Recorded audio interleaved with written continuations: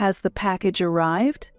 Starting today, my parents will be living with us, so please take care of them. He must be joking. Those were the first words I heard from him in a while. Then I felt nothing but anger towards him. He is too self-centered. That's the situation, so I'm counting on you. I could see right through his intentions. He wants to bring his parents over to restrict me, while he benefits from various conveniences. I was filled with indignation, but I immediately sneered. Yes, I just happened to have vacated the house. Ha! Philip's deflated reaction made it hard for me to hold back my laughter. It seems he had forgotten who owned that house. Ben, who was listening nearby, was also struggling to hold back his laughter. After all, this house originally belonged to my grandparents, and it's registered in my name, isn't it? Ah! And who gave you permission to invite your parents to move in together? I absolutely hate the idea of letting them into my house. A mother-in-law who enjoys tormenting her daughter-in-law, and a father-in-law who likes to fuss over his grandson. Do you think I don't know anything? I'll make sure you pay the price. I am Nancy Park. I am 32 years old, currently on parental leave. I live with my husband, Philip, and our 1-year-old son, Victor. Victor has just started walking recently and can't be left alone. Still, the way he toddlers about and calls me Mama in his tiny voice is incredibly soothing. Victor really loves his mom, doesn't he? I met Philip at work, where we got to know each other. My family has been running a bakery for generations. Every day, I bake delicious bread and deliver smiles to our customers along with my parents and younger brother. Excuse me, could I have your name and contact information? One day, Philip, a regular customer at our shop, approached me with that request. His face turned bright red, which I found endearing, and we started dating. Your cooking is delicious, Nancy. Really? I'm so happy to hear that. Yeah, so I want you to keep making it for me, by my side. After that, we got married. My parents were genuinely happy about our marriage. My much younger brother, Ben, seemed a bit troubled, but he didn't oppose it, and I believed he was happy for us. Ben has said he will take over the shop, so why don't you all move into Grandpa's house? Following my father's suggestion, the three of us moved into the house that once belonged to my deceased grandparents. We planned to watch Victor grow up together in this house. One day, I went shopping with Victor. Victor held my hand and walked as hard as he could with his little feet. Oh, Victor. He's come with me. Let's say hi to Grandma. Hi, Victor. While buying bread at my parents' shop, both my parents and the regular customers greeted Victor with smiles. Victor was all smiles, not shy at all. Our house is about an hour's drive from my parents' bakery, and we visit about once a month. Then, when I happily returned home with Victor. Why? The front door wasn't locked. When I opened the door, familiar shoes were there. And as expected, a sigh escaped me. Please call ahead when you plan to come, mother-in-law. Ah, you're finally back? Where have you been? Ignoring my words, my mother-in-law lay down and watched TV. She probably used the spare key given by Philip to enter without permission. I sighed again at her, who never stops coming unannounced, no matter how many times I advise her to. Don't just stand there, get on with the chores. I'll look after Victor. Saying this, she picked up Victor and urged me to clean up the remnants of the snacks she had eaten. I want her to clean up after herself and not touch my son with her snack-covered hands. When I told her this, she complained, I'm not dirty, and told Victor excessively, your mom is scary. isn't she? Please don't say strange things to Victor, mother-in-law.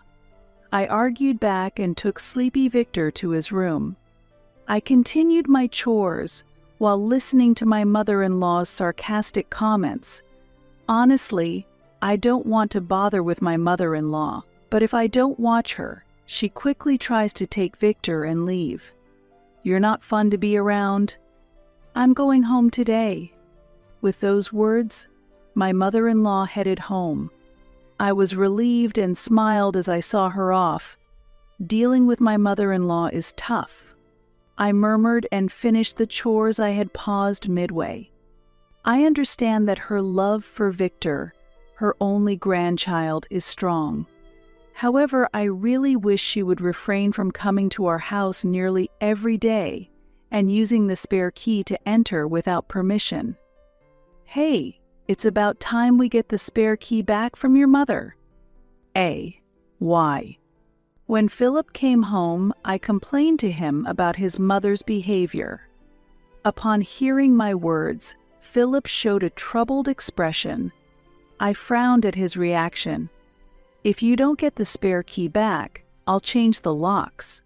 And if it comes to that, I won't give you the new keys. Okay, I got it. I'll get the spare key back from Mom. That'll satisfy you, right? Faced with my firm demand, Philip finally promised me. I hoped this would improve the situation, but I ended up being disappointed. Can you come to my parents' house with me this weekend to get the spare key back? Philip asked me this.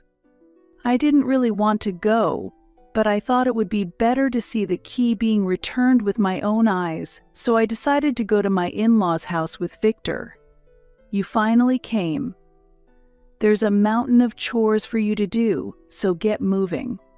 We'll take care of Victor. As soon as we entered my in-laws' house, Victor was taken away by his grandparents, and I was tasked with various chores around their house. I involuntarily looked at Philip, but he stubbornly avoided my gaze. I felt tricked. He set me up. Despite feeling this way, there was little I could do in a 3-against-1 situation. Wanting to avoid a long stay in the dusty and dirty in-laws' house, I decided to finish the chores quickly. While I was cleaning, suddenly I heard Victor's loud crying. Victor. What happened? Rushing over at the sound, I saw Victor crying and struggling in his grandfather's arms. Seeing him reaching out to me, I quickly took Victor from his grandfather. What did you do to Victor? You are noisy. We didn't do anything. That's right. As I glared, Philip, who was almost invisible like a shadow, explained the situation. It seems that Victor had tried to follow me and was caught by his grandfather, who forcibly held him, ignoring his desire to come to me. The grandfather wanted to play, which led to Victor being upset and crying intensely. After I rushed to him. Victor is such a crybaby for a boy. It's true. It's because he's raised by a bad mother. Perhaps we should take him to our house. I cannot leave Victor here. Excuse us. I held Victor tightly and quickly left my in-laws' house. I shouldn't have taken Philip's word for it. I'm sorry, Victor. We went back home, and I laid the tired and crying Victor down on his bed. After that, I called my mother to tell her what had happened and vented my frustrations. During that time, there was no contact from Philip, who had stayed at his parents' house. About an hour later, the doorbell rang at our home. Hey sis, can we talk for a bit? Ben? What's up? Mom said I should come over. I've brought some souvenirs. Ben was there, holding bread he had brought from our family home. He mentioned that I looked tired and helped with the household chores. He took care of Victor, who had woken up, without any hassle.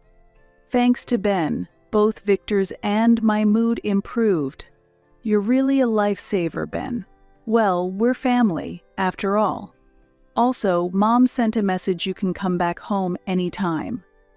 Hearing this, I felt reassured to have such dependable family support. Philip returned several hours after Ben had left, apparently after having dinner at his parents' house. This time, both Victor and I were really hurt. "I'm really sorry, but my parents didn't mean any harm." You saw Victor crying. When I got angry, Philip pretended to be remorseful.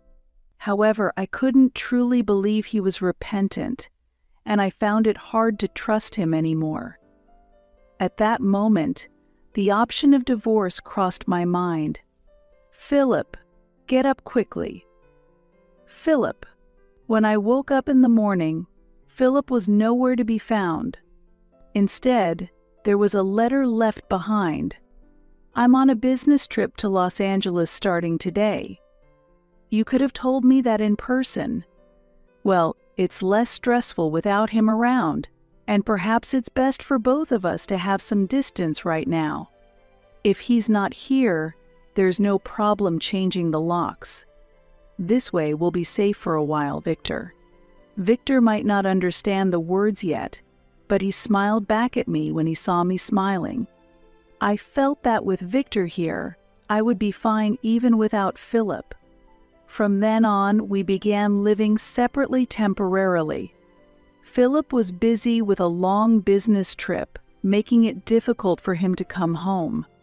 I really miss not being able to see Victor, and I miss the meals you make, Nancy. Having some distance seemed to help mend our relationship, and we shared updates about our lives through weekly video calls. Meanwhile, there had been no contact from my mother-in-law. I thought she might at least ring the intercom since the locks were changed, but there was absolutely no contact. Thanks to that, we were enjoying peaceful days, but deep down I felt it was calm before the storm. It's a big crisis. That was when I suddenly received a call from Ben. Listening to my frantic brother, Philip's secrets were revealed. That idiot. I can never forgive him. I was outraged and began preparing for revenge. With information from Ben and support from our parents, we successfully completed the plan 2 days later. Just as Ben and I were about to leave the house with Victor, something happened. "I've brought a package for you." "Eh?" "Oh, okay. Please leave it here for now." A lot of packages had been delivered to the house. When I saw the name on the packages, it was my in-laws. I immediately called Philip. "Did the packages arrive?" "From today, my parents will be living with us, so please take care of them." He must be joking. Those were the first words I heard from him in a while. Then, I felt nothing but anger towards him. He is too self-centered. That's the situation, so I'm counting on you. I could see right through his intentions. He wants to bring his parents over to restrict me, while he benefits from various conveniences. I was filled with indignation, but I immediately sneered. "Yes, I just happen to have vacated the house." Huh. Philip's deflated reaction made it hard to hold back my laughter. It seems he had forgotten who owned that house. Ben, who was listening nearby, was also struggling to hold back his laughter. After all, this house originally belonged to my grandparents, and it's registered in my name, isn't it? Ah. And who gave you permission to invite your parents to move in together? I absolutely hate the idea of letting them into my house. A mother-in-law who enjoys tormenting her daughter-in-law and a father-in-law who likes to fuss over his grandson. Do you think I don't know anything? I'll make sure you pay the price. I have no intention of living with a cheating husband.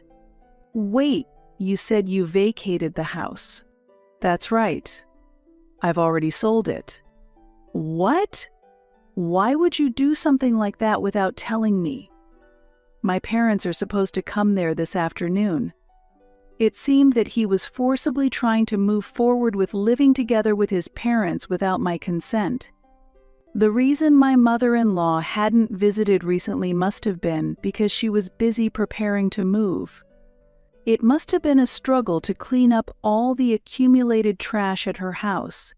Still, that has nothing to do with me. You're not joking, are you? Isn't it the same joke for you? Your parents' belongings are at the front door. Goodbye. I hung up the phone. I immediately rejected the callback and blocked all his contacts. Sorry I'm late. It's okay. Shall we go? Without Ben's help, I wouldn't be where I am now. It was Ben who uncovered Philip's affair. When Ben went to a theme park in Los Angeles with his girlfriend, he spotted Philip walking intimately with an unfamiliar woman. I hadn't seen your husband since the wedding, but he was a regular at the shop, so I remembered him. He took a photo as evidence and informed me. After that, with the support of my parents back home, I immediately took action. Among the bakery's regular customers was a private investigator who helped gather more evidence. Through a lawyer recommended by this investigator, I proceeded with the disposal of the house. A friend of my father, who runs a real estate business, arranged for the house to be sold quickly. The house is renovated and the interior is beautiful. It's close to schools and a train station, so it was easy to find a buyer. As my father predicted, the house sold quickly. It was supposed to be handed over to the new owners today, but suddenly a large amount of luggage from my in-laws' house came. I'm home. Welcome back, Nancy, and Victor too. Both of you, welcome back. You must be tired. I felt truly relieved by my parents' warm welcome. I'm home. When I smiled, Victor also laughed out loud, and everyone around us started laughing too. Now it's time for revenge. Your mom is going to work hard, so please support me. Victor continued to show his adorable smile in response to my words. Ah, Nancy, are you working as a clerk today? Yes, I am. Please buy a lot. Afterward, I began working in the shop while taking care of Victor. The regular customers kindly greeted me. Working in the shop after a long time was a comfortable time for me. It was at that moment. Nancy. Philip and my in-laws appeared in the shop. I paused my work, handed Victor over to my mother, and faced them. Let's talk outside. I don't want to disturb the other customers here. The other customers don't matter. What do you think you're doing on your own? Oh, and cheating during a business trip isn't something done on one's own initiative. At my retort, the regular customers in the shop gave Philip cold stares. Feeling their gaze, Philip fell silent for a moment. We were supposed to live in that house, so why did you sell it? Where are we supposed to live now? Moreover, Philip says that Nancy is the one cheating. My in-laws exclaimed that angrily. I was dumbfounded by my father-in-law's words and blurted out, Me? Cheating? That's absolutely not true. The only one I love is Victor. Why would you say something like that? There's no way I would cheat. That's a lie. Because we saw a young man leaving your house. That young man was. You mean my brother, Ben? Eh? Your brother. I've been telling you I have a much younger brother. As we were talking, Ben just happened to show up. Seeing him, even Philip looked surprised. Long time no see. Brother-in-law. Is he really your brother? So, you misunderstood that I was cheating, and you cheated as well. There actually was a business trip. However, the truth is he became close to a woman he met during the trip and deepened their relationship without coming home. And then you borrowed money for that woman. Eh? At my words, my in-laws then stared intently at Philip. Meanwhile, Philip turned pale and looked bewildered. How did you find out? I investigated properly, unlike you. You had borrowed $20,000 as our joint account wasn't enough, right? When I checked the account after a long time, I was shocked to find hardly any money left. The living expenses had primarily been covered by my maternity benefits and salary before maternity leave.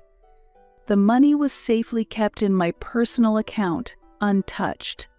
We regularly saved in our joint account for Victor's future education fund. But this is going too far. Should we let someone else decide then?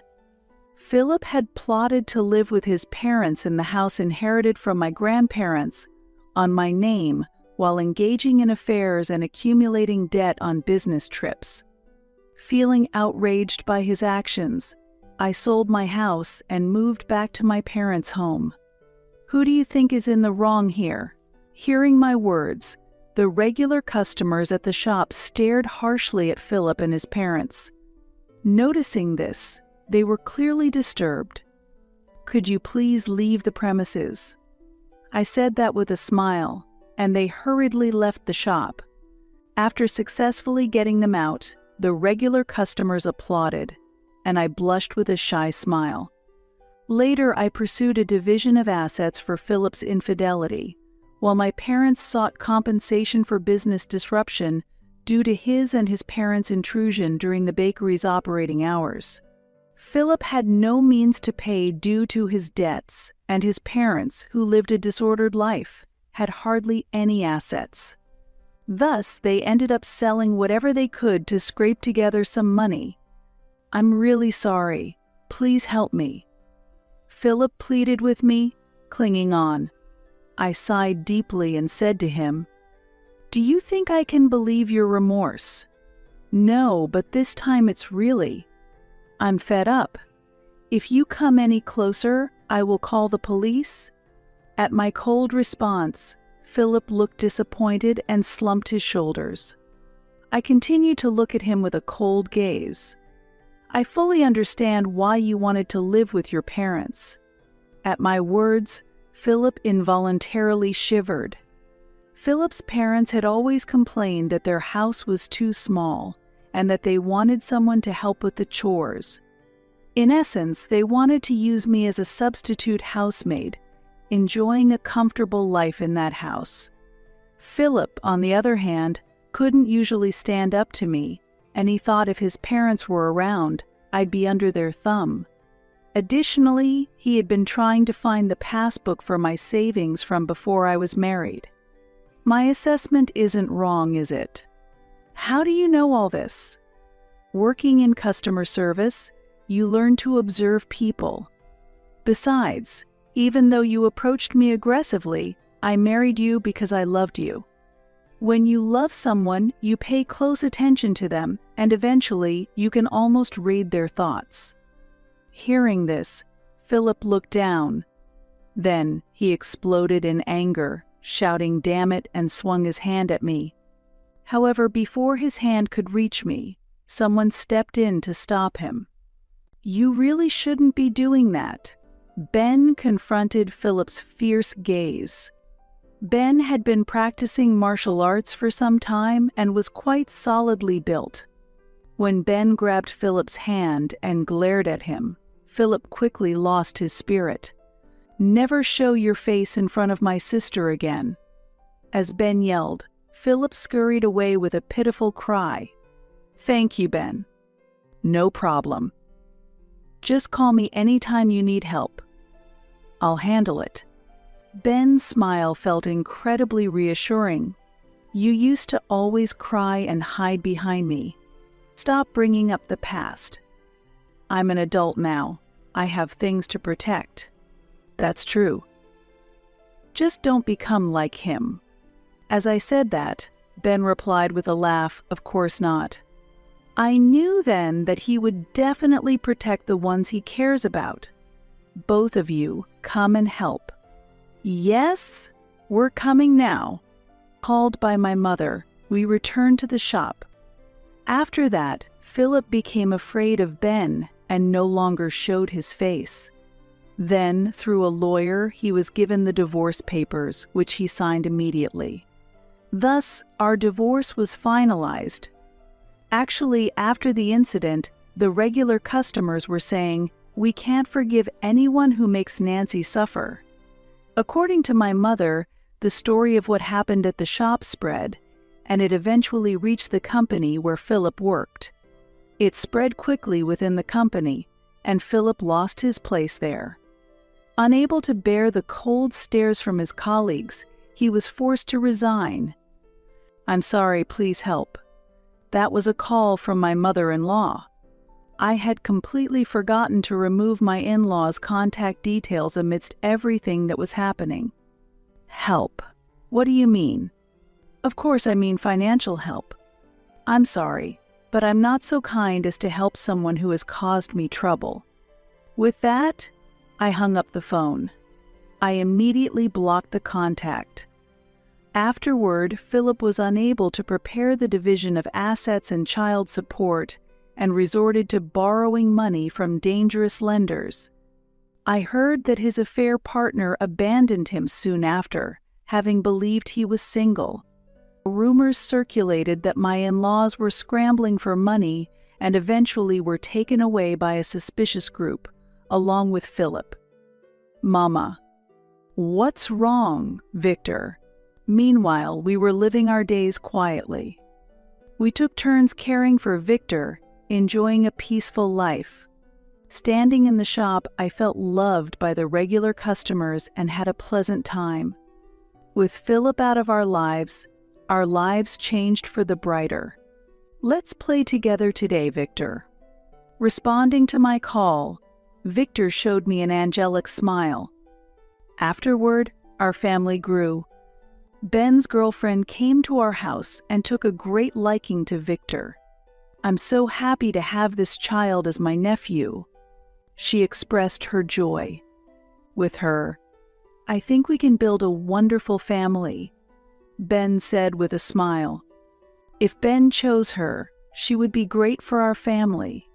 Should anything arise, it will be my turn to support them." There has been no contact from Philip and his family, and our days continue to be peaceful. "Okay, Mommy is going to work now, so you stay with Grandma today." We plan to continue watching Victor grow, now as a family of 5, and live our days to the fullest. And today, I take another step forward, ready to bake delicious bread energetically. Years later, our family expanded even more. Ben and his girlfriend got married and had a child. Moreover, someone appeared who expressed a desire to live with me. "If anyone makes Mom cry, I'll protect you from them." Victor has grown up and started to say such things. We will continue to boost our bakery together and live happily.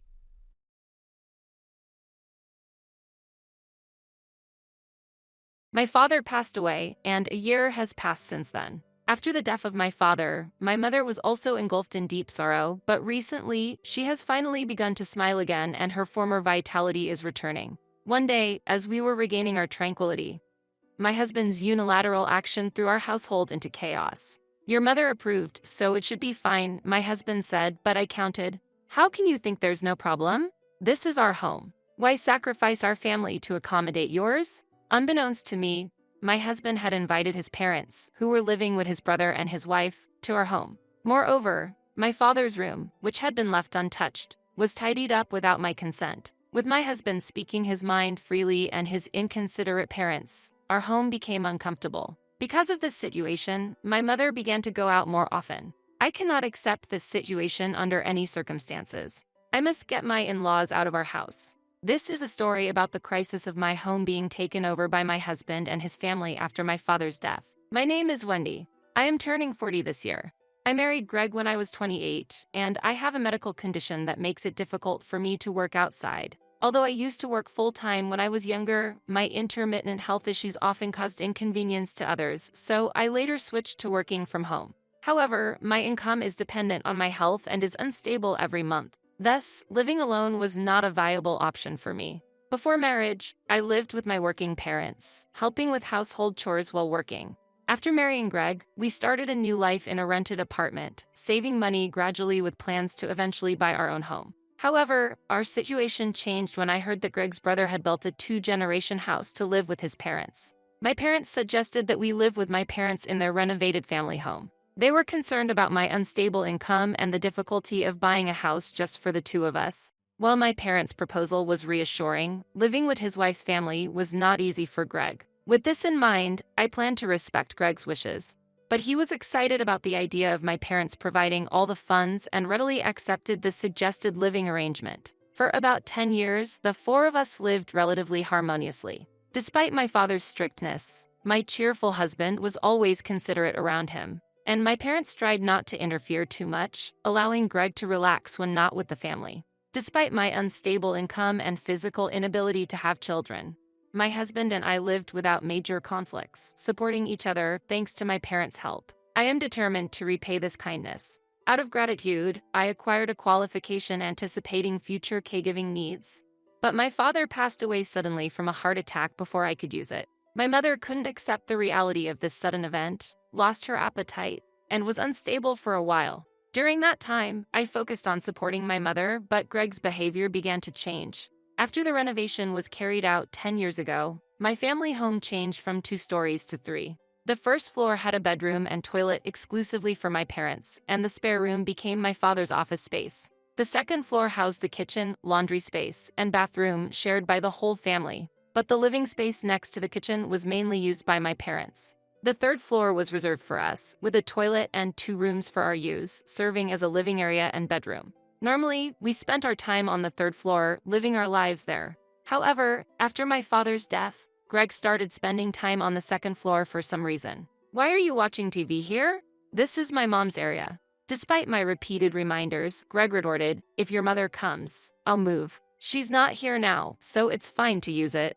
and continued to occupy the space. He began to relax in the 2nd floor living room daily, occasionally drinking and falling asleep there. He said he would yield if my mother asked, but she became reticent and stopped coming to the 2nd floor when she knew Greg was there. No matter how much I talked to him, Greg wouldn't listen to me, and after my father's absence, he began to act selfishly, leading to frequent clashes between us. Our conversations dwindled, and then the worst happened. My father passed away, and a year has passed since then. Immediately after my father's death, my mother was also engulfed in deep sorrow, but recently, she has finally begun to smile again, and her former vitality is returning. Huh? What's with this luggage? However, one night, when my mother and I returned from shopping, the storeroom on the 1st floor was wide open, and all the belongings from my father's study had disappeared. In their place, an unfamiliar old chest of drawers and bed had been set up, and there were mountains of cardboard boxes. To investigate the reason behind these changes, I rushed to the living room on the 2nd floor, where not only Greg but also my mother-in-law were present, and my father-in-law was drinking with Greg. When I called Greg out to the hallway to ask him what was going on, he said, "My mom isn't getting along with my brother's wife, so I had no choice but to invite them here." I decided to let them use the storeroom. The response I got was more self-centered than usual. "Why didn't you tell me? We haven't been talking much lately, and if we did, it would just start a fight." He said that, justifying his lack of consultation because our relationship had cooled off. "Where are my dad's belongings? You didn't throw them away, did you?" "Yes, I threw them away. They were just in the way." Without a word to us, Greg had disposed of my father's items.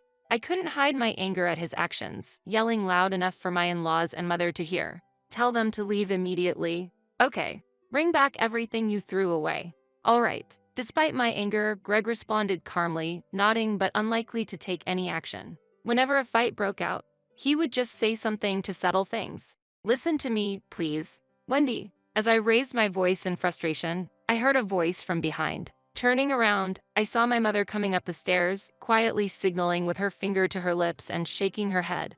"It's late, let them stay tonight," she said, choosing to be considerate of my in-laws. Later, even when I tried to talk to Greg, he avoided the conversation, using his parents as an excuse. The next morning, while I was reminiscing about my father, Greg passed out drunk in the living room. The table was cluttered with dirty dishes, adding to my frustration. As I was about to start doing the laundry to avoid cleaning up, my mother-in-law threw some laundry at me, saying, "Wendy, can you take care of this too? Wendy, you are wonderful. Not only do you wash for your own family, but you also take care of your parents' laundry." "Amy only takes care of her own family," she complained, naturally expecting me to do the laundry and expressing dissatisfaction with Greg's brother's wife. "Does she really intend to live here? This is the house that my parents built." After my mother-in-law left, I tried to wake up Greg, who was sleeping in the living room, but he was groggy and wouldn't wake up. Eventually, I returned to the bedroom on the third floor and called Greg's brother. "Yeah, I've heard about it from Greg. You told me he informed you, but I was not aware of any of this. This is the Owen family house, so it's difficult for the Anderson family members to live here. Please come and take them back." Handing over the laundry, I felt a sense of urgency. If I didn't act quickly, they would end up staying longer. I requested they be picked up, but Greg's brother immediately replied, "I've told Greg as well, but it seems the relationship between Amy and our mother is beyond repair, and it looks like our mother doesn't want to live here either.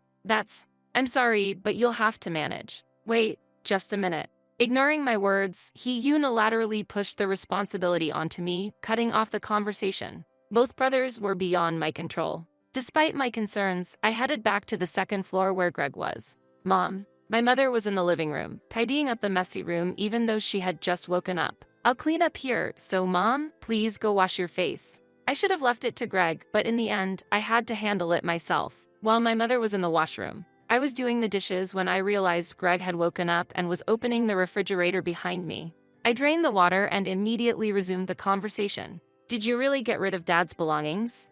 I asked, to which Greg replied, "How many times do I have to say it? Yes, I threw them away. Without consulting us. How can you do such a thing without involving us, the family?" I protested. "Because unused things are in the way," he said. "Is this really a difference of opinion? Or is it influenced by his relationship with his father-in-law?" My mother and I wanted to keep my father's belongings a bit longer, but Greg easily let go of them. It feels like no matter how much we talk, he won't understand. I had almost given up on expecting anything from Greg, but imagining my mother being sad again leaves me endlessly troubled. I've advised you not to throw away other people's things without permission, but Greg remained indifferent and gave no response. "And I called your brother," I said, to which Greg turned around in surprise and asked, "Why?"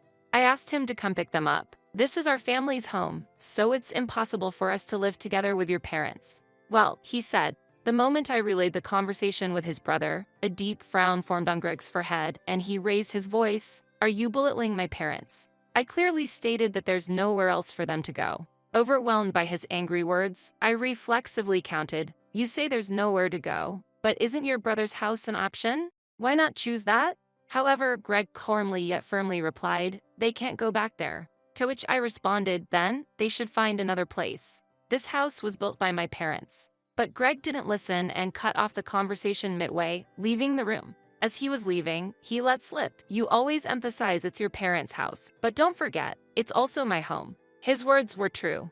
This house was undoubtedly a place for Greg as well. If I continued to insist it's solely my parents' house, it might make Greg uncomfortable. However, despite bringing up the subject of rent in the past, my parents have always refused to accept it.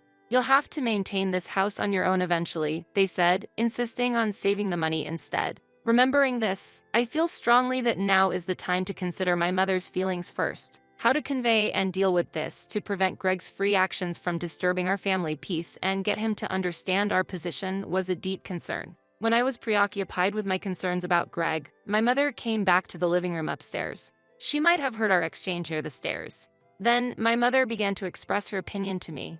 "If they have nowhere else to go, they can stay here until they find a place. Greg's parents are also your family," she said. "See, even your mother understands," Greg said confidently. I was irritated by his attitude but decided to accept my mother's suggestion. "But you have to look for a new place to live," I stressed to Greg. Okay, he replied ambiguously. I was not sure if they would truly look for a place to live, but I was determined to make sure they keep this promise. 3 days later, an unexpected phone call excited me.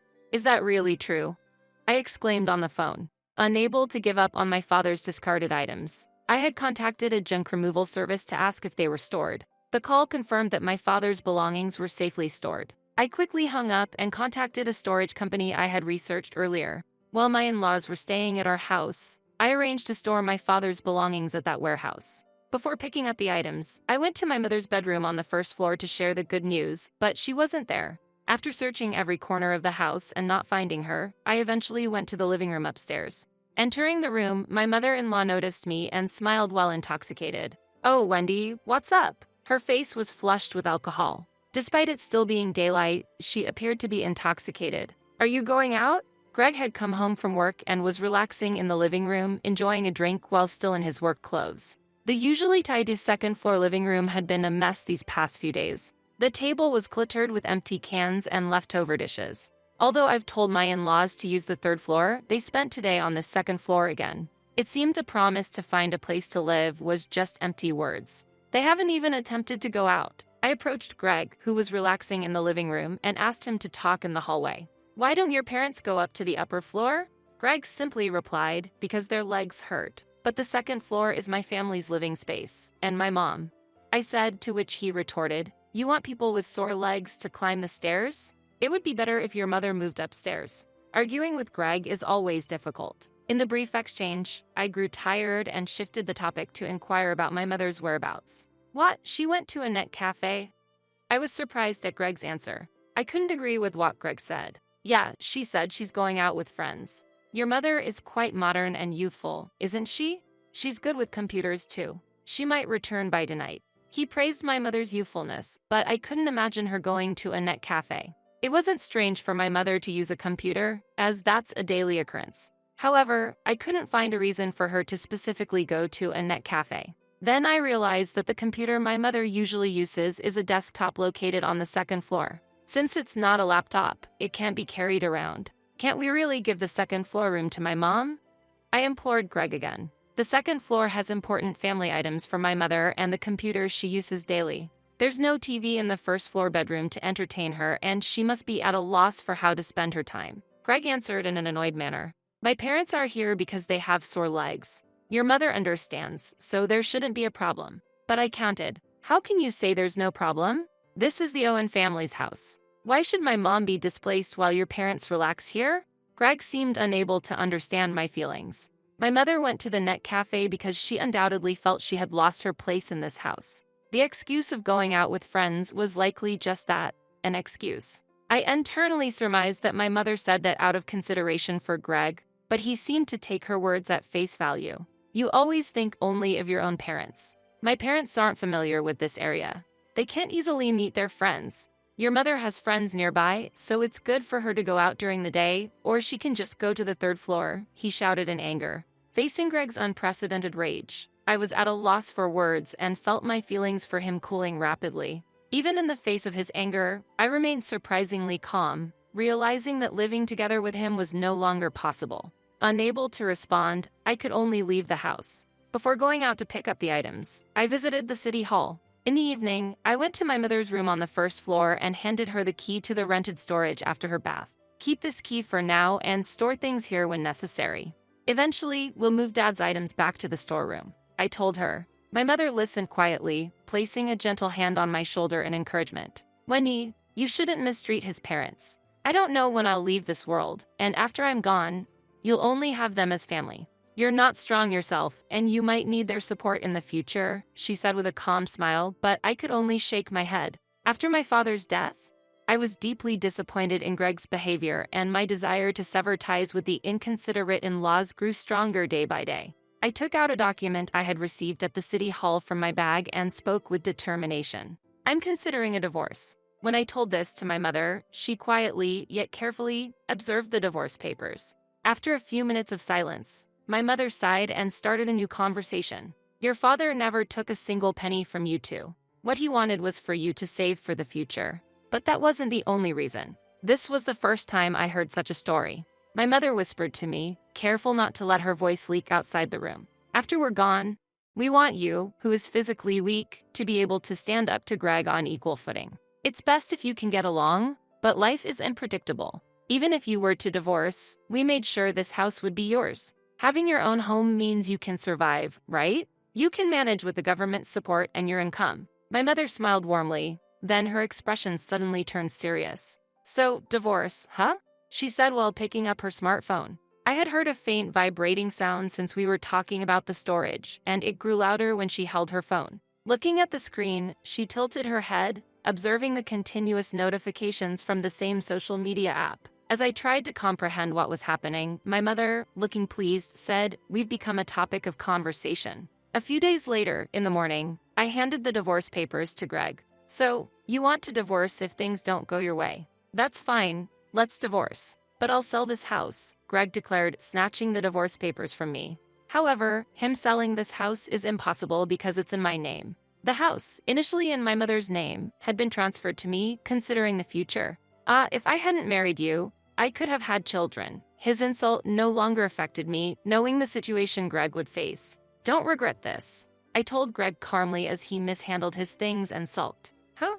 Just then, the intercom rang. Knowing my mother was at the entrance, I didn't respond and left to do laundry. "Please come this way," I heard my mother's cheerful voice and the footsteps of several workers coming up from below. Greg must have gone down to the first floor to see what was happening. Soon, I heard Greg's frantic voice and my in-laws shouting. My mother had arranged for movers to transfer my in-laws' belongings to my brother-in-law's house. "What are you doing, Mother? Why are you doing this without asking?" My mother, as if waiting for this moment, cut off Greg's protest with a firm reply. "You did things your way, didn't you?"